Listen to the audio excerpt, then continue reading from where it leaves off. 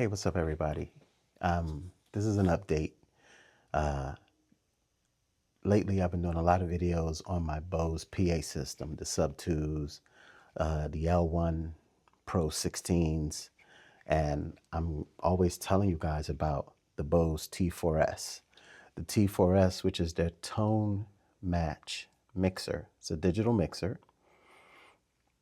The tone match, I generally don't run my PA system without the tone match. All of my speakers run through the tone match. Again, it's a digital mixer made by Bose. It's unique in a lot of ways, and then the same as most other mixers that you get on the market. But because it's designed by Bose, it works very well with their speaker systems. It has a lot of great presets. Like right now, if you're looking at the screen, you can see I'm using the DJ playback preset. This preset allows me to automatically adjust my speakers to a flat EQ preset. Now, if I go into the preset, depending on how I want to play my music, it also has a preset for low volume and high volume. I generally leave it at the flat EQ settings for my bass line.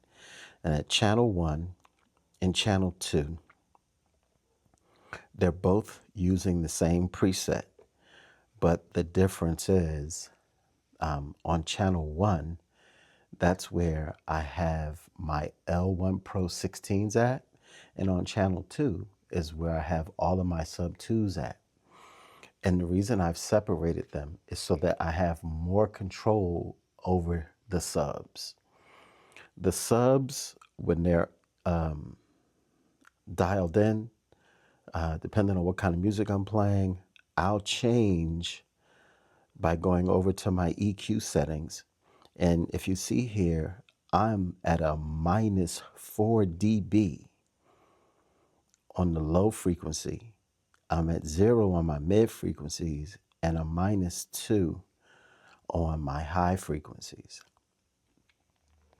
The minus 4 on the low frequency is because if I'm playing in my normal setup where I have my 4 subs daisy chained, the bass coming off of those subs, when I tell you that it's really, really hard punching, and it doesn't need that much bass. I have not played at any event anywhere where I've needed that much bass. It's just so overpowering when you daisy chain them and put them together the way that I've shown you in my previous videos. So this is generally my preset for that particular setting. My 16s, I leave at 0 on all 3 channels. I just leave them flat because the 16s tend to stay pretty neutral as far as the subs. The subs and those don't hit as hard as the Sub 2s. And the mids and the highs, because the preset is already at a flat setting, I just leave the EQ at a flat setting. But the fact that the option is there for you to build on or to take away based on whatever music you're playing, you can just go right into the tone match and set those parameters. Now, each channel has its own effects mute and its own actual mute button, so I can mute it immediately. I can even hit the bypass, and the bypass will just let them work without any effects or any connection to the tone match. They'll just run the way they always run. So you can see the difference between your preset and what they sound without running through the tone match. So what's great about the tone match is it has phantom power. It has a really, really great onboard sound card built into it. It's very small. You can see it sitting here. It's actually very small. That's my hand. So you can see that it's extremely small to be a 4-channel digital mixer with a sound card. So it sits generally in between my mixer and one of my controllers. My speakers are running through it. It's connected to my computer so I can use the sound card. So when I stream and do my shows on Twitch or I go live someplace, it's perfect for that. It has 1/4-inch connections. It has XLR connections. And like I said, it has 4 inputs, 4 outputs. It has a lot of presets for microphones, guitars, keyboards, any type of instrument you can think of. It has a lot of presets. So if I'm DJing and I'm using channel 1 and 2 for my sound, I have 2 other channels open, 3 and 4, where I can hook other instruments up to it and I can dial them in. And what's great is this has a parametric EQ. It has a compressor built in. It has a noise gate built in. It has a lot of great features in a really, really small package. So taking it with me when I do a show or play anywhere, I run my speakers through that. And when I tell you I get the absolute best sound from my Bose PA, I run 4 Sub 2s and 2 L1 Pro 16s, and I run all of them through the T4S. And at any given time, if someone else is playing with me and he gets out of control or he's playing too hot, I can see it on the T4S and I can dial him in. I can dial him down without interrupting him while he's doing his set. Because even though you'll tell another DJ who's playing on your rig, okay, 6 or 7 is the max, they don't care.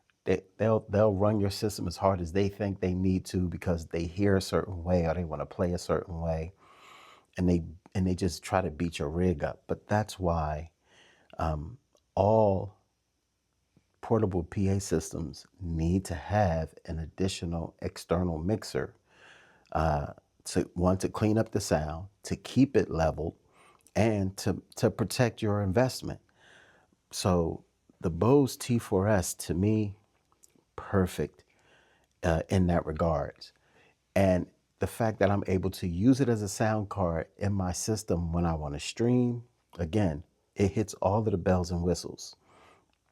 It has volume control for each channel, and then it has a trim or a gain for each channel.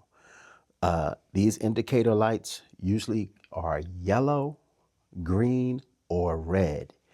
There's no reason for you to go into the red. If you ever go into the red, pardon me, if you ever go into the red, you can go right in and dial in certain frequencies. Take some of the bass out, take some of the mids out, have presets. Like this has scene memory. Like, so if I have a certain setup that I like, I can save the scene or load the scene based on where I'm gonna go. And what I'm going to play. So I can always, get right to it and not have to make a lot of quick adjustments. I can just go to a preset and build off of the preset.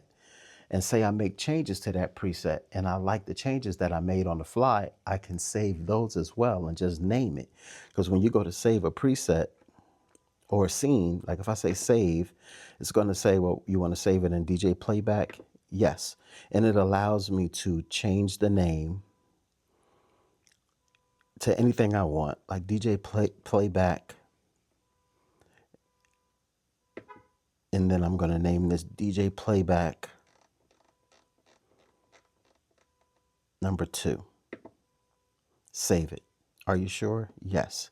So now I have that particular, now it says DJ playback number 2. Do I want to select that? Yes.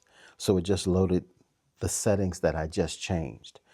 And it's basically the same, but if I made changes to the sound based on who else is playing or what type of music is being played, maybe it doesn't have enough bass and I wanted to add more bass or take some of the mids and the highs out, I could do that. and save it as a preset or a scene and always come back to it quickly. Each channel has delay, has reverb, and like I said, you can mute your effects on any channel and it only affects what's on that particular channel. It has its own power supply, but if you're using any of the L1 products, it comes with an Ethernet XLR, basically. It looks like an XLR, but it has an Ethernet cable running through it. And what that cable does is it connects to the Bose T4S or the 8, because this comes in an 8-channel mixer also. I like the 4 because it's small and I don't need 8 channels. 4 is just enough for me to be able to run my rig.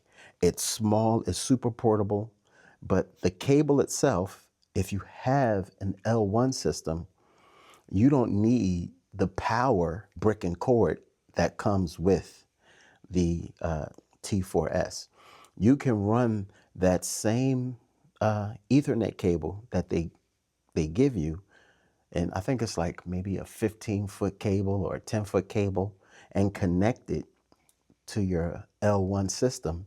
And not only will the T4S continue to send the signal digitally and control your L1, but it will also get power from the L1. So as long as the L1 is plugged in, the Bose T4S will automatically power up, and it will give you a left and right channel going out. So if you have 2 of them and you have 2 of those cables, you can run 1 cable in stereo to the left and to the right and control both of your L1 systems, whether they're the 8s, the 16s, or the 32s through the T4S. But again, the DJ playback is the best way to go when it comes to running your Bose PA system. If you just have a controller or a mixer, the sound cards are usually okay. They're not the best in those. That's why when you see bigger performers and bigger rigs, they always have a sound guy with a mixing board controlling everything that's going on, especially in like big outdoor events. They're not just relying on a Pioneer mixer, or like I have here, I have an Alpha recording mixer. They're not just relying on, and this is a $3,200 mixer, but it's an analog mixer.